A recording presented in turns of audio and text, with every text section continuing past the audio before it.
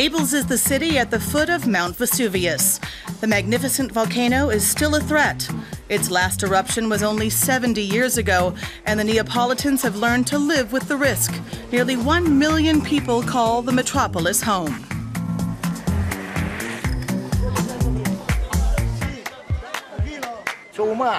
We're simple people. Our sense of community is very important. If things go wrong and someone needs help, we're there for each other.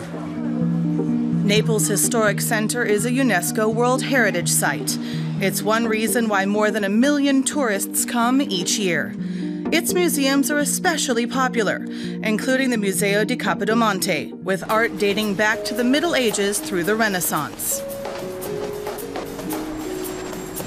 A visit to Herculaneum takes you even further back into the history of the region. The lost city is just a half an hour from Naples by train. The devastating eruption of Mount Vesuvius in the year 79 AD left the town buried and preserved for posterity. Archaeologist Domenico Carmado takes us on a journey through the lost city. Here we find ancient Roman buildings that are completely preserved up to the 3rd floor. What is unique is that timber, such as door and window frames, has been preserved. And this makes it easy for us today to reconstruct what life was like 2,000 years ago.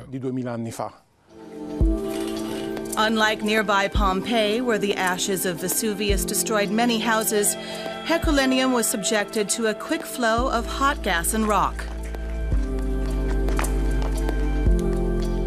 That's why the smallest details, such as mosaics and frescoes, can still be admired today, nearly 2,000 years after the disaster. Herculaneum is where we can best understand the life of the ancient Romans. There are frescoes and mosaics in beautifully furnished homes. We see here how rich and poor not only lived next to each other, but also with each other. Shops like this one were where they came together. Traders sold not only wine, they also processed cereals that are still preserved. The dishes were then sold to passers-by or eaten in the store itself. The remains of the former city dwellers are a poignant highlight of Herculaneum. As the disaster took its course 2,000 years ago, around 250 people sought shelter in these closely packed boathouses. But it was in vain.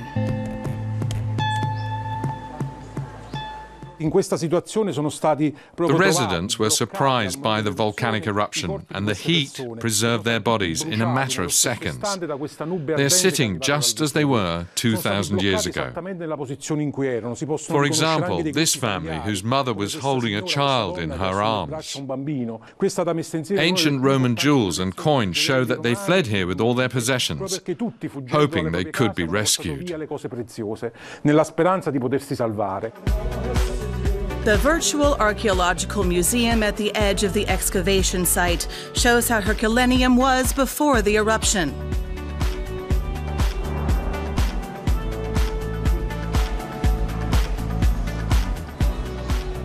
Hands-on exhibits and a 3D cinema with panoramic views bring the terror of the volcanic eruption to life.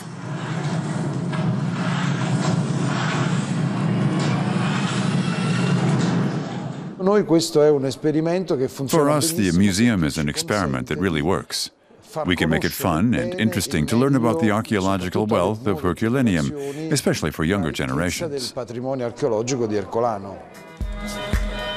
Back in Naples, we visit the narrow alley of San Gregorio Armeno. Here, nativity figures are sold year-round. The handmade painted objects are a popular souvenir, and even whet your appetite for a real pizza margherita. Legend has it, it was invented at Pizzeria Brandi 125 years ago. This pizza was first made at the request of the Italian Queen Margherita, and in her honor it was baked in the national colors: the red tomato sauce, the white mozzarella, and green basil. And it's still prepared that way today. A classic Neapolitan dish that's now a favorite around the world.